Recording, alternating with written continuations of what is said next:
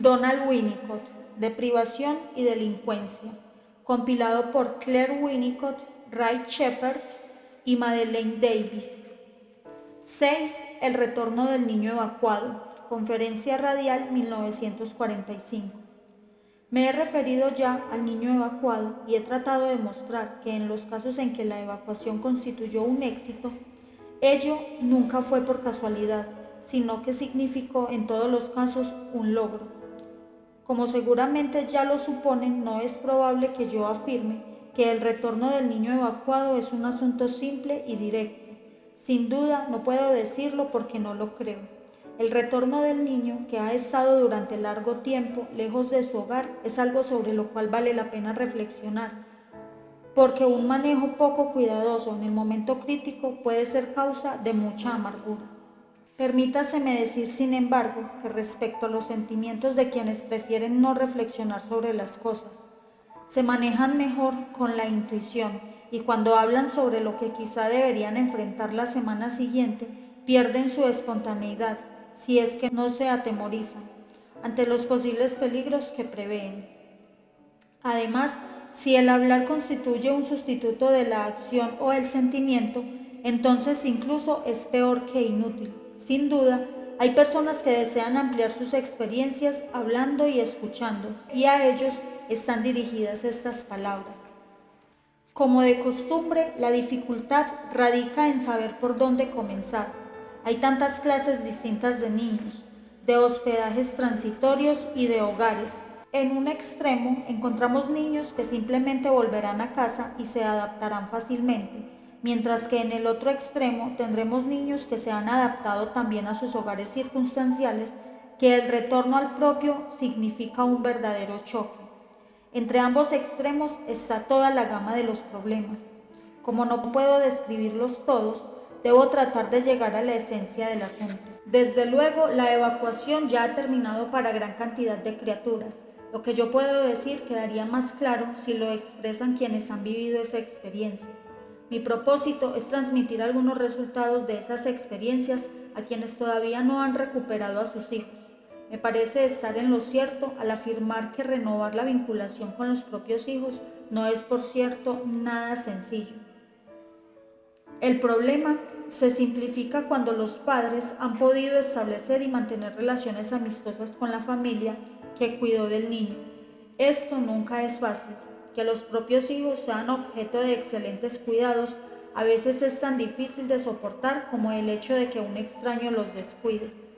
Incluso resulta una verdadera tortura cuando se ha sido una buena madre y llega el momento en que se comprueba que el hijo desea quedarse con una mujer que es una desconocida y cuya manera de cocinar le encanta al niño.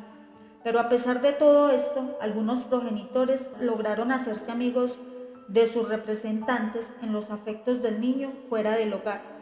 Y si ello significó también de esas personas, a menudo le hablaban al niño de sus padres, de sus hermanos y hermanas. Todo ha sido incluso más fácil.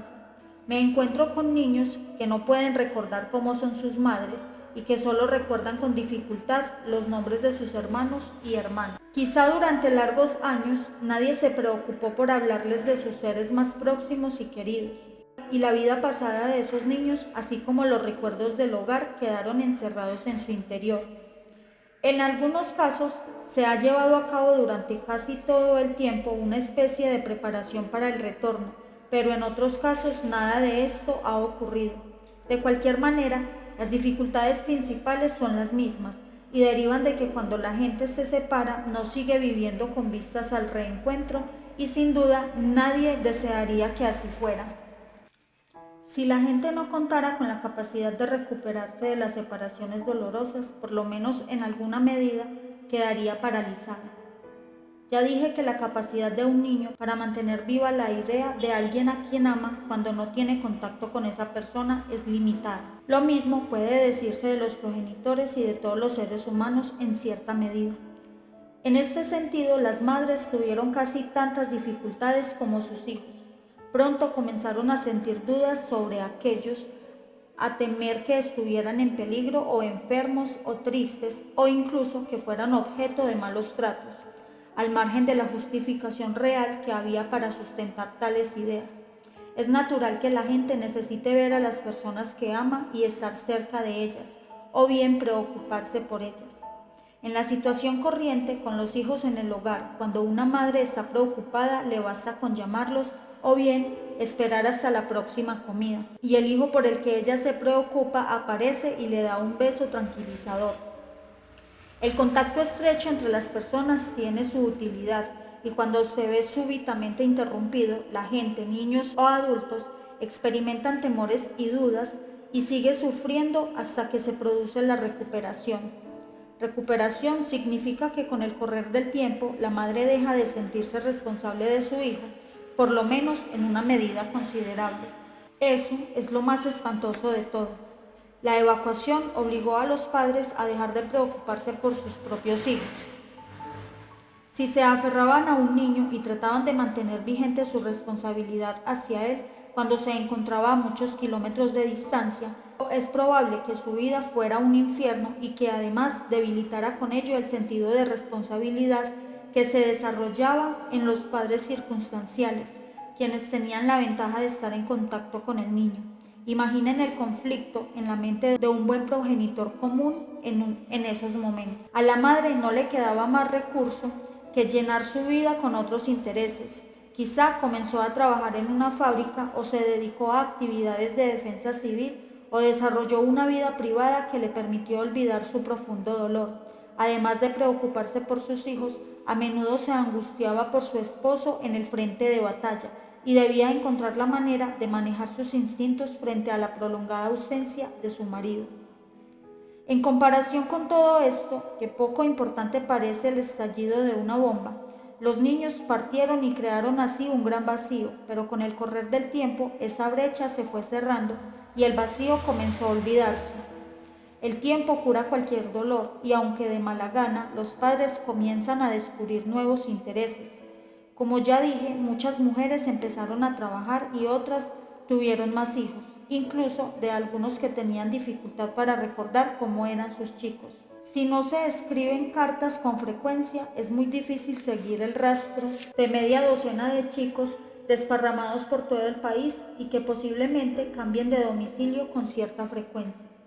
Lo que quiero decir ahora es que cuando los niños regresan a casa no siempre llenan fácilmente el vacío que crearon al partir, por la sencilla razón de que ese vacío ya no existe. La madre y el niño pudieron arreglárselas a pesar de la separación y cuando se encuentren tendrán que comenzar desde el principio a conocerse. Este proceso lleva tiempo y es necesario darle tiempo. Es útil que la madre se precipite hacia el niño y le arroje los brazos al cuello sin averiguar primero si el niño está en condiciones de responder con sinceridad. Las criaturas pueden ser brutalmente sinceras y la frialdad es muy dolorosa. Por otro lado, si se les da tiempo, los sentimientos pueden desarrollarse en forma natural y una madre puede verse repentinamente gratificada por un abrazo genuino que valió la pena esperar. La casa sigue siendo el hogar del niño y creo que éste se alegrará después de un tiempo de haber vuelto si la madre sabe esperar. En los 2 o 3 años de separación, tanto la madre como el niño ha cambiado, sobre todo el niño, para quien 3 años de vida es una eternidad. Resulta trágico pensar que tantos progenitores hayan tenido que perderse esa experiencia tan fugaz, la infancia de sus propios hijos. Al cabo de 3 años, el niño es la misma persona, pero ha perdido todos los rasgos que caracterizan a una criatura de 6 años, porque ahora tiene 9. Y entonces, desde luego, aunque el hogar haya escapado a la destrucción de los bombardeos, aunque sea exactamente igual al que el niño dejó, le parece mucho más pequeño porque el mundo es más grande. A esto se agrega que puede haber residido en una casa mucho más amplia que la propia en la ciudad y que quizás haya tenido un jardín o incluso una granja por la que podía correr todo lo que quisiera y donde el único límite era aún espantar a las vacas mientras se las ordeñaba. Debe ser difícil regresar de una granja a un apartamento de 1 o 2 habitaciones en un edificio. Con todo, creo realmente que casi todos los niños prefieren estar en su propia casa y se adaptarán a ella si se les da tiempo. Durante los periodos de espera puede haber muchas protestas. A una madre siempre le parecerá que cuando su hijo se queja está haciendo una comparación entre ella y quienes lo cuidaron. El niño muestra por el tono de su voz que algo lo decepciona. Conviene recordar que por lo común no compara su hogar actual con el anterior, sino que compara el hogar que encuentra con el que había construido en su imaginación mientras estaba lejos. Durante los periodos de separación recurre mucho a la idealización, y esto es tanto más cierto cuando más completa es la desunión.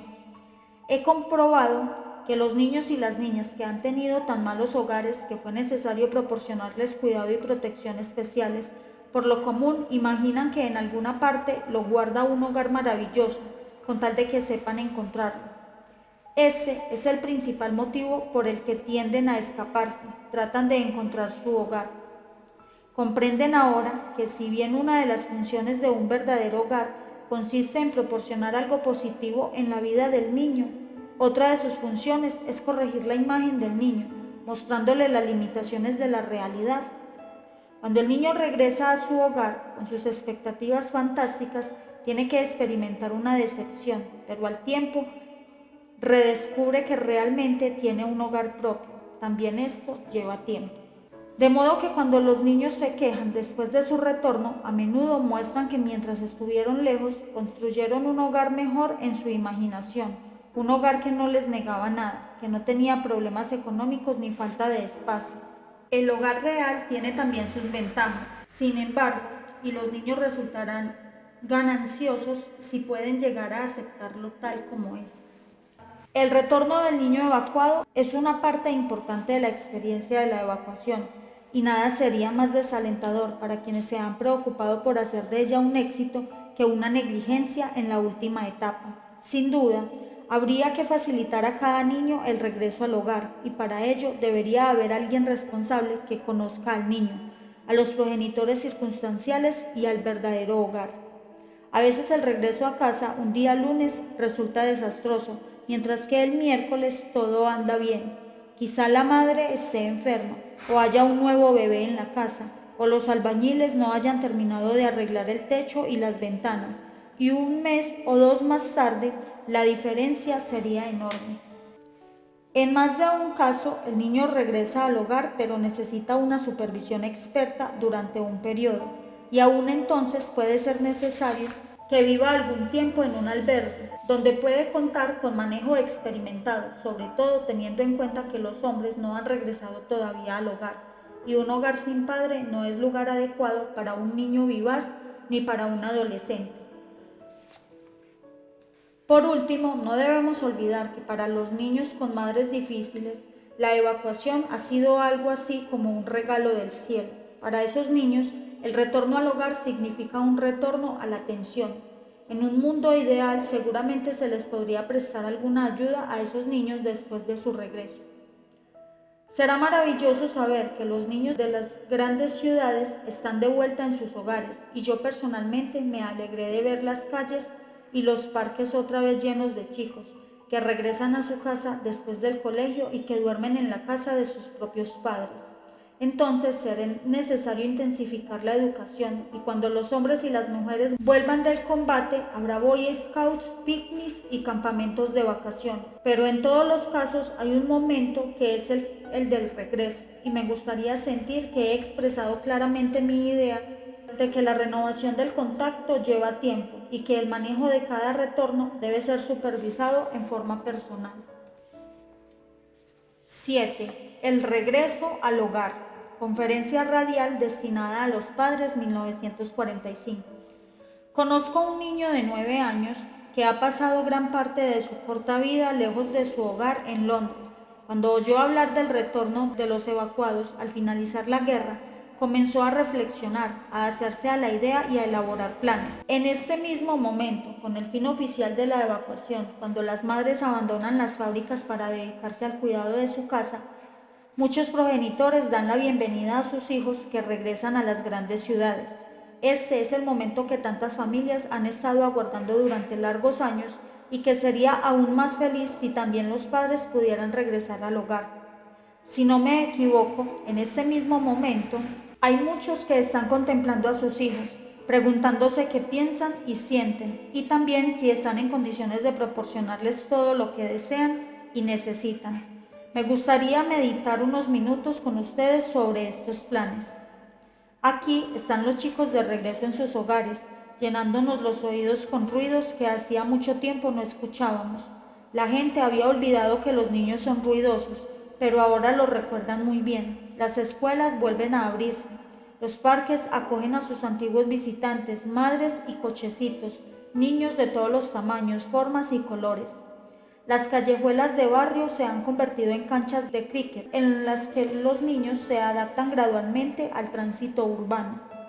A la vuelta de muchas esquinas surgen pandillas de nazis o de otra clase de criminales, con armas fabricadas con trozos de madera, cazadores y perseguidos que hacen caso omiso por igual del transeúnte. Las rayuelas de tiza reaparecen en las veredas para que las niñas sepan en qué cuadro deben saltar. Cuando reina buen tiempo y no hay otra cosa que hacer, niños y niñas se dedican a realizar proezas acrobáticas y caminar con las manos o pararse cabeza abajo. En mi opinión, el momento más fascinante es el de la comida, cuando esos niños corren hacia sus hogares para comer lo que su propia madre les ha preparado. La comida en la propia casa significa muchísimo, tanto para la madre que se toma el trabajo de conseguir los alimentos y prepararlos, como para los hijos que la disfrutan. Y después viene el baño nocturno o el cuento a la hora de dormir y el beso de despedida. Todas estas cosas son íntimas y no las vemos, pero no las ignoramos. Este es el material con el que está hecho un hogar. Sin duda, es con estas cosas aparentemente triviales, dentro y fuera del hogar, que el niño teje todo lo que una rica imaginación puede tejer. El ancho mundo es un excelente lugar para los adultos que buscan escapar al aburrimiento, pero los niños comunes no están aburridos y pueden experimentar todos los sentimientos que son capaces de soportar dentro de su propia casa o a pocos pasos de la puerta de calle. El mundo resulta importante y satisfactorio principalmente si crece para cada individuo, a partir de la calle en que está su casa o del patio de atrás. Hay algunas raras personas, supongo que muy optimistas, para quienes la evacuación constituyó algo que traería nueva vida a los niños pobres de las ciudades. No podría considerarla como una gran tragedia, de modo que la eligieron como una de las ocultas bendiciones de la guerra. Pero alejar a los niños de sus hogares sanos nunca podría ser algo bueno. Y por hogar no entiendo, como ustedes saben, una hermosa casa con todas las comodidades modernas. Por hogar entiendo una o dos habitaciones que en la mente del niño han llegado a asociarse con la madre y el padre, y los otros niños y el gato, y el estante o el aparador donde se guardan los juguetes. Si la imaginación de un niño tiene amplio lugar para desplegarse en el pequeño mundo de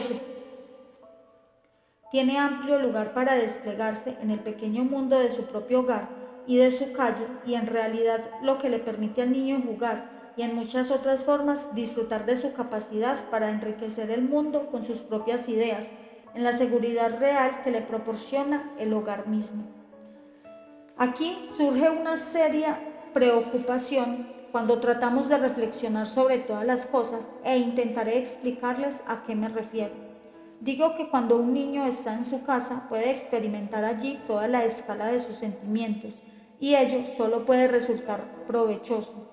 Al mismo tiempo, no me alegra demasiado las ideas que surgen en la mente del niño con respecto al hogar cuando se aleja de él durante largo tiempo. Cuando está en su casa, sabe realmente cómo es, pero eso puede modificarla en su fantasía a los fines de su juego. Y el juego no es simplemente placer, es algo esencial para su bienestar.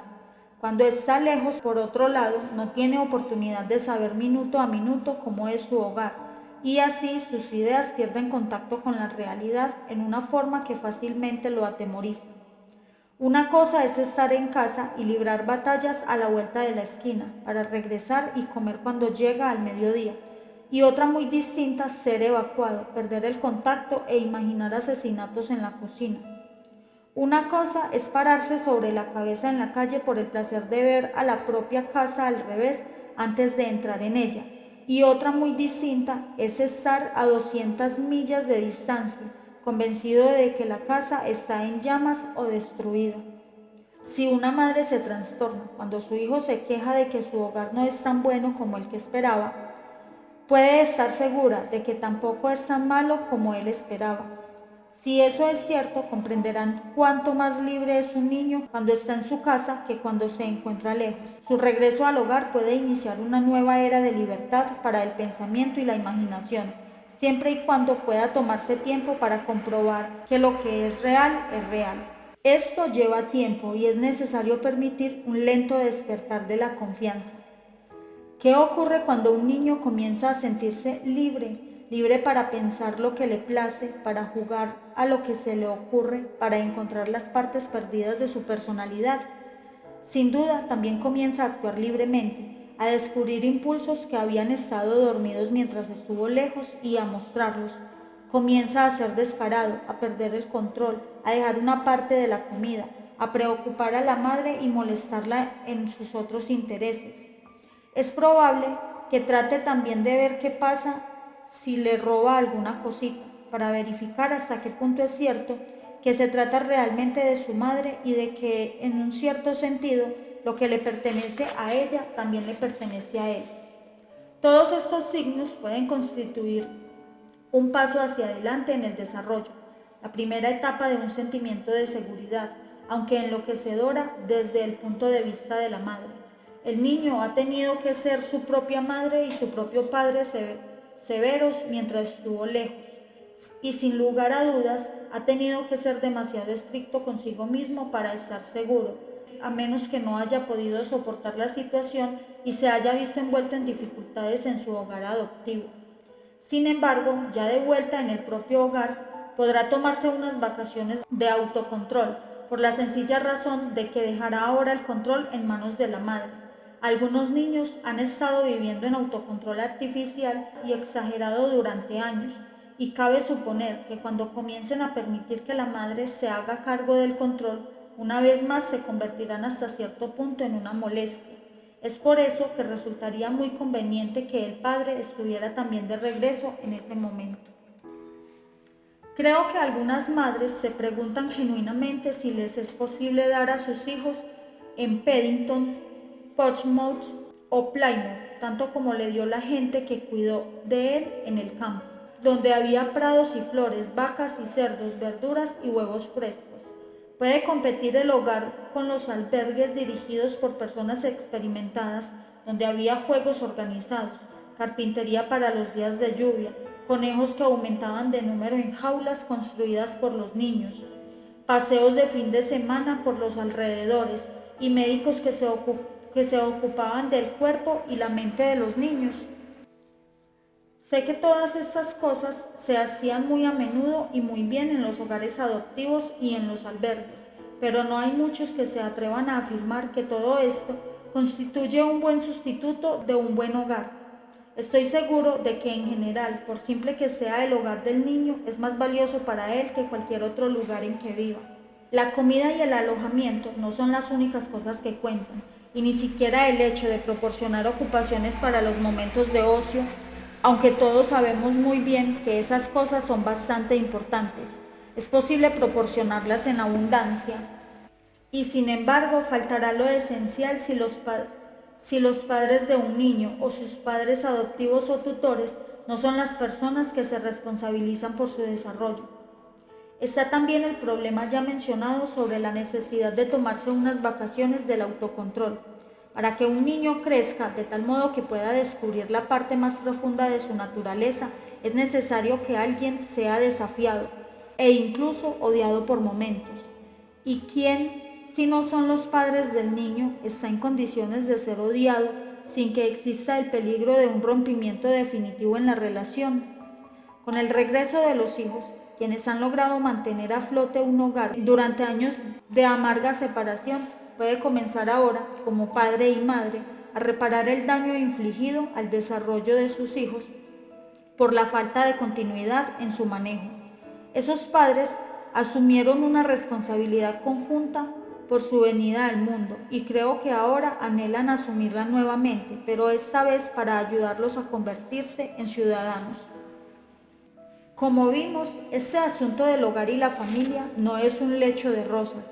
El regreso de un hijo no significa que ahora la madre tiene quien le haga las compras, salvo que su propio impulso lo lleve a hacerlo. Y el retorno de su hija no significa que la madre tiene alguien que le lave los platos, salvo nuevamente que el impulso la lleve a hacerlo. Su retorno significa que la vida de la madre será más rica, pero menos privada. Habrá pocas recompensas inmediatas. A veces deseará que los chicos vuelvan al lugar de residencia anterior. Todos comprendemos lo que le pasa a esa madre y a veces las cosas le resultarán tan difíciles que necesitará ayuda. Lo que ocurre es que algunos de los niños han sido tan lastimados por la evacuación que manejarlos está más allá de la posibilidad de los padres. Pero si estos logran salir adelante y los hijos se convierten en ciudadanos, habrán realizado la mejor tarea del mundo. Sé de buena fuente que es maravilloso ayudar a los hijos a alcanzar la independencia y establecer sus propios hogares, y también a trabajar en algo que les produzca placer y a disfrutar de las riquezas de la civilización, que deben defender y promover. Los padres tendrán que ser fuertes en su actitud para con sus hijos, así como comprensivos y cariñosos, y si eventualmente tendrán que mostrarse firmes, vale la pena comenzar con firmeza. Resulta bastante injusto mostrar firmeza repentinamente cuando ya es tarde, cuando el niño ya ha comenzado a ponerlos a prueba y a comprobar hasta qué punto pueden confiar en ellos. Y ahora, ¿qué diremos del niño que soñaba con regresar a casa y ordeñar las vacas? Resulta evidente que no sabía mucho sobre las ciudades y la vida urbana, pero no creo que eso importe demasiado. Lo que pensé cuando oí esa frase fue que el niño tenía una idea y bastante buena. Asociaba regresar al hogar con algo directo y personal.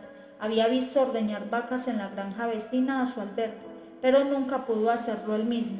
Ahora que la guerra ha terminado, volvemos a casa y basta de intermediarios. Ordeñemos las vacas nosotros mismos. No es una mala actitud para los evacuados que retornan. Confiemos en que haya habido una madre y un padre esperando a Ronan, dispuestos como él a la expresión afectuosa directa, dispuestos a un abrazo fácil para darle el comienzo de una nueva oportunidad para entenderse con un mundo difícil. Para un próximo audio, 8. Manejo residencial como tratamiento para niños difíciles.